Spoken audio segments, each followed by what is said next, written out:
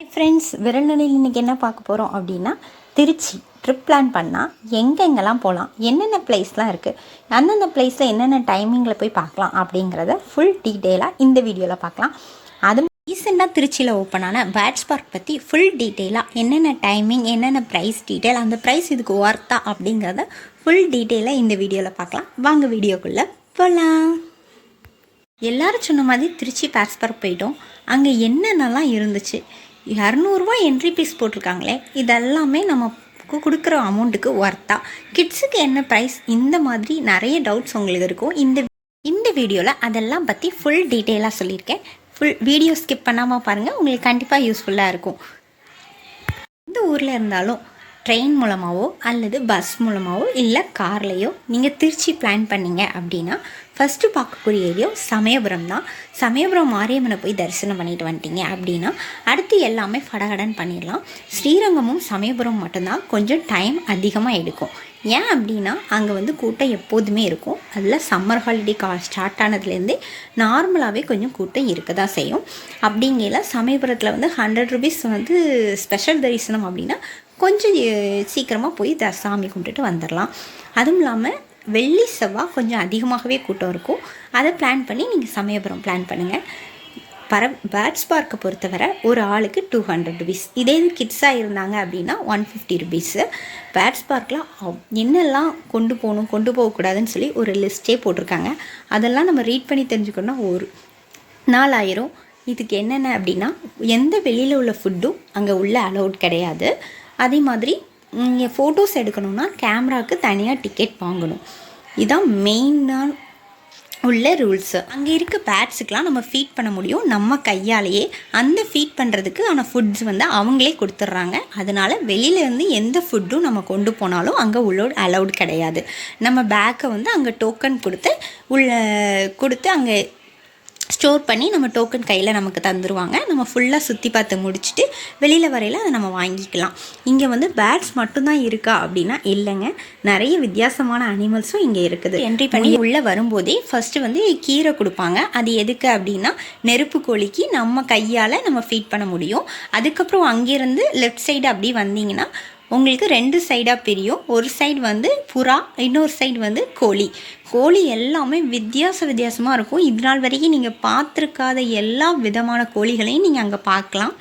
அது மட்டும் இல்லை, புறாவும் வித்தியாசமான புறாக்கள் எல்லாமே இருக்குங்க. ஆஸ்திரேலியாவில் உள்ளது, ரஷ்யா, இந்த மாதிரி வித்தியாசமான எல்லா கண்ட்ரியில் உள்ள புறாக்களும் நம்ம அங்கே பார்க்க முடியும். அதோட நேம்ஸும் நமக்கு தெளிவாக தமிழ், இங்கிலீஷில் கொடுத்துருப்பாங்க. இதெல்லாமே கிட்ஸு ரொம்பவே என்ஜாய் பண்ணி பார்ப்பாங்க. அதுவும் இல்லாமல் எல்லா பறவைகளுக்குமே தனித்தனியாக நம்ம ஃபீட் பண்ண முடியும். கோழிகளுக்கு அப்படின்னா தானியங்கள் அந்த மாதிரி, அடுத்தது வாத்து அப்படின்னா கம்பு, திணை அந்த மாதிரி, இந்த மாதிரி எல்லா பறவைகளுக்கும் நம்ம கையால் ஃபீட் பண்ண முடியும். பெரியவங்கலேருந்து சிறியவங்க வேறு எல்லாருமே அங்கே பறவைகளுக்கு நம்ம கையால் ஃபீட் பண்ணலாம். அது உண்மையாகவே ரொம்பவே சூப்பரான ஒரு விஷயம்னு தான் சொல்லலாம். எல்லா பறவைகள் பக்கத்துலேயும் அங்கே ஸ்டாஃப் ஒருத்தங்க இருப்பாங்க. அவங்க நமக்கான ஃபுட்டை கையில் கொடுப்பாங்க. அதாவது பறவைகளுக்கான ஃபுட்டை நம்ம கையில் கொடுப்பாங்க. அதை நம்ம கையால் நம்ம ஃபீட் பண்ணலாம். அது ரொம்பவே ஹாப்பியாக இருக்கும். ஒவ்வொரு பறவையும் அப்படி கொத்தி கொத்தி சாப்பிடும்போது ரொம்பவே சூப்பராக இருந்துச்சு. என்ன கொஞ்சம் நிதானமாக பொறுமையாக நீங்கள் ஒவ்வொரு பறவையும் ரசிச்சுட்டு வரலாம். ரொம்ப ஹெவியாக கூட்டம் கிடையாது. வீக்கெண்டை தவிர மித்த எல்லா நாளும் நார்மலான கூட்டம் தான் இருக்கும். நம்ம நிதானமாகவே எல்லாத்தையும் பார்க்க முடியும். அங்கே ஸ்டாஃப் சொல்கிற சில விஷயங்களை மட்டும் நம்ம நோட் பண்ணிக்கணும்.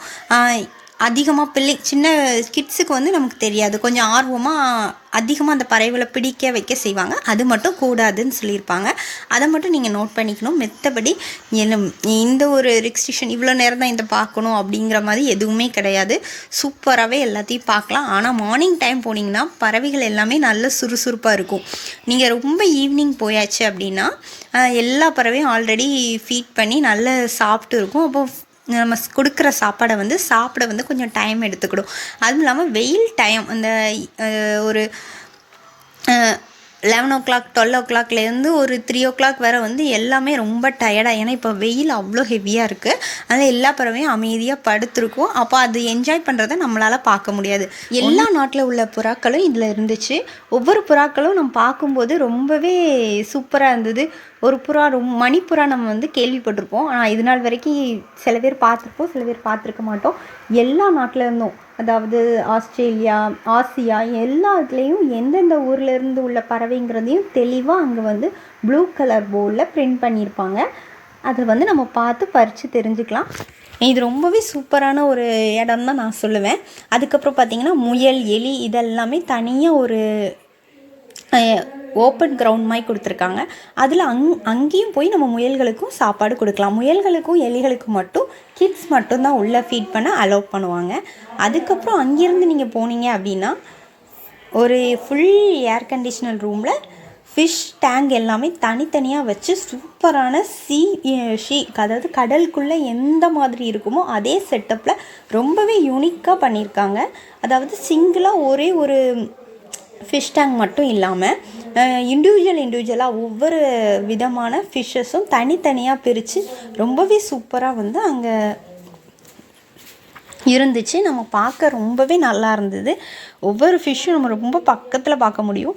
உங்களுக்கு வீடியோவில் எந்த அளவுக்கு தெரிஞ்சிருக்கு அப்படின்னு தெரியல, ஆனால் பார்க்க ரொம்பவே சூப்பராக இருந்தது. என்னோடய கிட்ஸ் வந்து ரொம்ப என்ஜாய் பண்ணாங்க. இங்கே உள்ள ஒவ்வொரு ஃபிஷ்ஷையும் பார்க்கும்போது ஐயோ எனக்குமே ஃபிஷ் வந்து வீட்டில் வளர்க்கணும் அப்படிங்கிற ஆசை வந்துருச்சு. அவ்வளோ சூப்பராக இருந்துச்சு. அந்த லைட்டிங்கு எல்லாமே அவ்வளோ சூப்பராக இருந்துச்சு. இந்த இடத்துல ஃபஸ்ட்டு கொடுக்குற என்ட்ரி ஃபீஸ் மட்டும்தான். நம்ம அதுக்கடுத்து எதுக்குமே தனி ஃபீஸ் கிடையாது. நம்ம எல்லாத்துக்குமே அப்படியே போய் ஒவ்வொரு இடத்துலையும் நம்ம பார்த்துட்டு வந்தால் போதும். தனியாக பாத்ரூம் ஃபெசிலிட்டிஸ் இருக்குது, அப்புறம் கேண்டீன் அவைலபிளாக இருக்குது. உண்மையாகவே இது வந்து ஒரு 200க்கு ரொம்பவே ஒர்த்து தான். நல்லாவே மெயின்டைன் பண்ணிகிட்ருக்காங்க. அதை நம்ம அப்படியே ஃபாலோ பண்ணிகிட்டு இருந்தால் போதும். உள்ளே வந்து பிளாஸ்டிக் அலௌட் கிடையாது, வெளியிலேருந்து ஃபுட் அலௌட் கிடையாது. அதே மாதிரி மீன்களை பார்க்க மட்டும் முடியுதே அப்படின்னு நினச்சிட்டு நான் ஃபீல் பண்ணிகிட்டு இருந்தேன். கொஞ்சம் வெளியில் வந்தோம் அப்படி இந்த ஏர் கண்டிஷனர் ரூமை விட்டு வெளியில் வந்தோம் அப்படின்னா ஒரு பெரிய ஃபிஷ் டேங்க் கொடுத்து அதுக்கு ஃபிஷ்ஷுக்கும் நம்ம ஃபீட் பண்ணுறதுக்கு அங்கே தனியாக வந்து கொடுத்துட்ருக்குறாங்க. அதை எடுத்து நம்ம ஃபிஷ்ஷுக்கும் ஃபீட் பண்ண முடியும். ஃபிஷ் எல்லாம் நம்ம ஃபீட் பண்ணும்போது மொத்தமாக ஒரு இடத்துல குவிஞ்சு ரொம்பவே பார்க்க அழகாக இருந்தது. ஃபிஷ் உங்களுக்கு அதாவது நீங்கள் மட்டும் ஃபிஷ் லவ்வராக இருந்தால் இந்த இடத்த விட்டு வெளியில் வரவே மாட்டீங்க. பார்க்க ஒவ்வொன்றுமே சூப்பராக இருக்குது. அது லாஸ்ட் எண்டிங்கில் வந்து ஒரு ஃபிஷ் போட்டிருந்தாங்க. அது எல்லாமே ரொம்ப பெருசாக இருந்தது. பார்க்க ரொம்ப அழகாக இருக்குது. கடலுக்குள்ளே இருக்கிற மாதிரியே எனக்கெலாம் ஃபீல் ஆச்சு. நீங்கள் கண்டிப்பாக போயிருந்தீங்க அப்படின்னா இந்த இடத்த மிஸ் பண்ணாதீங்க. அதுக்கடுத்து அதுலேருந்து வெளியில் வந்தீங்கன்னா தனியாக இண்டிவிஜுவலாக ஒரு ரூம் போட்டு அங்கே வந்து இந்த ஓணான், பச்சோந்தி இந்த மாதிரி பெரிய இதெல்லாம் இருந்தது. அது வந்து அந்தந்த இடத்துக்கு ஏற்ற மாதிரி கலர் மாறுறதெல்லாம் நம்மளால் பார்க்க முடிஞ்சுது. அதுவும் ரொம்ப சூப்பராக இருந்தது. அதுக்கப்புறம் இங்குபெட்ட ரூம் வச்சுருந்தாங்க. அது எப்படின்னா பறவைகளோட முட்டை பொரியிறது வந்து ஒவ்வொரு ஸ்டேஜாக அவ்வளோ அழகாக எக்ஸ்பிளைன் பண்ணியிருந்தாங்க. அதை நம்ம கண்ணால் பார்க்க முடியும். அது ரொம்பவே இன்ட்ரெஸ்டிங்காக இருந்தது. அடுத்தது தனியாக வந்து கிளிகளுக்கு, புறாக்களுக்கு, கோழி குஞ்சு இந்த மாதிரி தனியாக வச்சுருந்தாங்க. அதுவும் பார்க்க ரொம்ப அழகாக இருந்தது. எலிகளுக்கும் தனியாக அந்த செட்டப்ஸ் எல்லாமே சூப்பராக இருந்துச்சு. ஒவ்வொன்றுக்குமே தனித்தனியாக யூனிக்காக அந்த அனிமல்ஸ் வந்து அந்த இடத்த என்ஜாய் பண்ணுற மாதிரி செட்டப் பண்ணி கொடுத்துருந்தாங்க. அதுவும் நல்லா இருந்தது. மரப்பாலம் மாதிரி ஒவ்வொன்றுமே பார்க்க நல்லா இருந்தது. பெரியவங்கலேருந்து கிட்ஸ் வேறு அந்த அனிமல்ஸை பார்த்து ரசிக்க வந்து ரொம்பவே நல்லா இருந்தது. கண்டிப்பாக மிஸ் பண்ணாமல் இந்த லீவுக்கு வந்து நீங்கள் திருச்சி பேட்ஸ் பார்க் கூப்பிட்டு போய் உங்கள் கிட்ஸோடு நீங்கள் என்ஜாய் பண்ண முடியும். இதெல்லாம் விடவே சூப்பரான இடம். பேர்ட்ஸ் மட்டும் தனியாக எந்த கூண்டும் இல்லாமல் ஃபுல்லாக வந்து கவர்டு பிளேஸில் ஓப்பனாக அங்கங்கே பறக்கிற மாதிரி செட்டப் பண்ணியிருந்தாங்க. அந்த இடத்த 5 வகையாக பிரிச்சுருந்தாங்க. அதாவது நம்மளுடைய 5 வகை நிலங்கள், குறிஞ்சி, நெல்லை, மருதம் அந்த மாதிரி பிரிச்சுருந்தாங்க. ஃபஸ்ட்டு வந்து குறிஞ்சினா மலை சார்ந்த இடம், அதுக்கேற்ற மாதிரி அந்த செட்டப்பு. அங்கே வந்து பறவைகள் வந்து ஃப்ரீயாகவே இருக்கும். எல்லா பறவைகளுக்கும் நமக்கு வந்து கையில் வந்து ஃபீட் பண்ணுறதுக்கான விதைகள், தானியங்கள் கையில் கொடுத்துருவாங்க. அது எல்லாமே நம்ம ஒவ்வொரு பறவைகளுக்கும் கையில் வைக்கும்போது வந்து கொத்தி சாப்பிட்ற அழகை பார்க்க ரொம்பவே சூப்பராக இருக்கும். நம்ம மட்டும் இல்லை, கிட்ஸுமே அந்த பறவைகளுக்கு ஃபீட் பண்ண முடியும். அந்த கிட்ஸ் எல்லாம் அந்த பறவைகள் கையில் நிற்கும் போது ரொம்பவே என்ஜாய் பண்ணாங்க. அது மட்டும் இல்லை, அடுத்த ஒவ்வொரு செட்டப்புக்கும் வந்து ஏற்ற மாதிரி அந்த இடத்தையும் வந்து சேஞ்ச் பண்ணியிருந்தாங்க. அப்போது வந்து பாலை அப்படின்னா ஃபுல்லாக ட்ரையாக இருந்துச்சு. அப்புறம் மருதம் அப்படின்னா நல்ல அந்த குறிஞ்சி அப்படிங்கிறது வயல். அப்போது வந்து அதுக்கேற்ற மாதிரி அந்த செட்டப் ஃபுல்லாகவே மாற்றிருந்தாங்க. ரொம்பவே என்ஜாய் பண்ண முடிஞ்சுது. அதுவும் இல்லாமல் மேலே ஃபுல்லாகவே அந்த ஸ்ப்ரே பண்ணுற மாதிரி இருந்துச்சு, தண்ணி வாட்டர் ஸ்ப்ரே பண்ணுற மாதிரி இருந்துச்சு. அது வந்து அந்த இடத்தையே வந்து கூலிங்காக இருந்தது. பறவைகள் ஃபுல்லாகவே ரொம்ப ஃப்ரீயாக வந்து அங்கேயும் இங்கேயும் பறந்துட்டு இருந்துச்சு. நம்ம கையில் உட்காந்துட்டு சில பறவைலாம் போகவே இல்லை. எனக்கு அந்த பறவையை விட்டுட்டு வர மனசே இல்லை, எங்களோடய கூப்பிட்டு போயிடலாம் போல் இருந்துச்சு. என் வீட்டில் அவங்க ஹஸ்பண்டோட கையில் ஒரு பறவை ஏறிட்டு லாஸ்ட்டு வேற இறங்கவே இல்லை.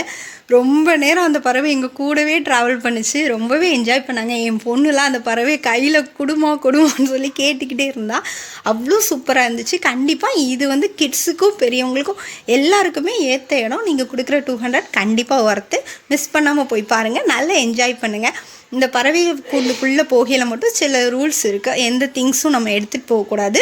அடுத்து ஹேண்ட் வாஷு நல்லா பண்ணிட்டு தான் உள்ளே அலோவ் பண்ணுவாங்க. கண்டிப்பாக இந்த லீவுக்கு நீங்கள் இந்த திருச்சி பேட்ஸ் பார்க்கை மிஸ் பண்ணாமல் போய் பாருங்கள், கண்டிப்பாக என்ஜாய் பண்ணுவீங்க.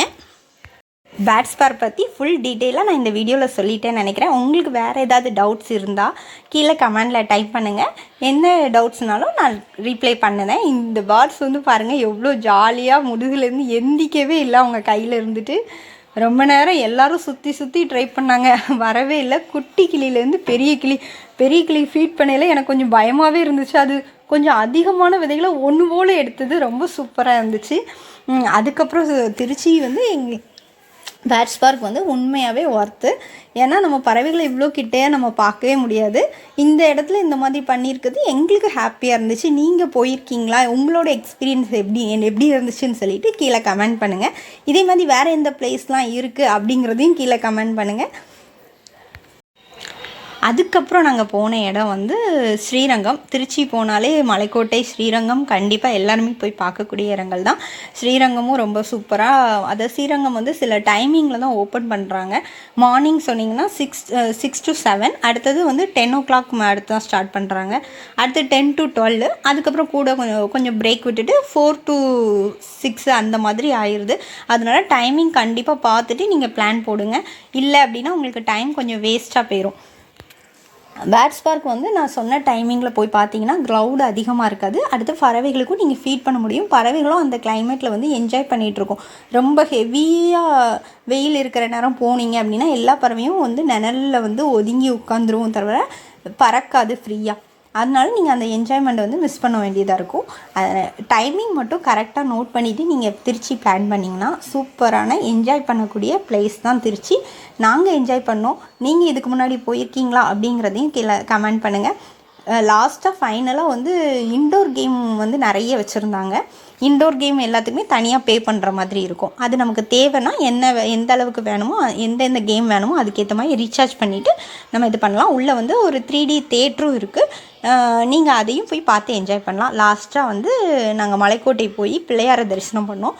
அதுவுமே ரொம்ப சூப்பராக இருந்துச்சு. மலைக்கோட்டைக்கு வந்து சாயந்தர டைம் போனோன்னா சூப்பராக இருக்கும். திருச்சியிலேருந்து நைட் டைம் எப்படி இருந்ததையும் பார்க்கலாம், பகல் டைமும் பார்க்கலாம். ரொம்பவே என்ஜாய் பண்ணுற மாதிரி இருக்கும். லாஸ்ட்டாக கரிகாலன் கட்டண கல்லணை பார்த்துட்டு திருச்சி ட்ரிப் முடிஞ்சுது. இந்த ட்ரிப் உங்களுக்கு பிடிச்சிருந்துச்சுன்னா லைக் பண்ணுங்கள், மறக்காமல் என்னோடய சேனலை சப்ஸ்கிரைப் பண்ணிக்கோங்க. வீடியோ பிடிச்சிருந்தா நீங்களும் திருச்சி ட்ரிப் பிளானை சீக்கிரமாக போடுங்க. கண்டிப்பாக இப்போ என்ஜாய் பண்ணுங்கள். Thank you friends. விரல் நுனியில் அற்புதங்கள் தொடரும்.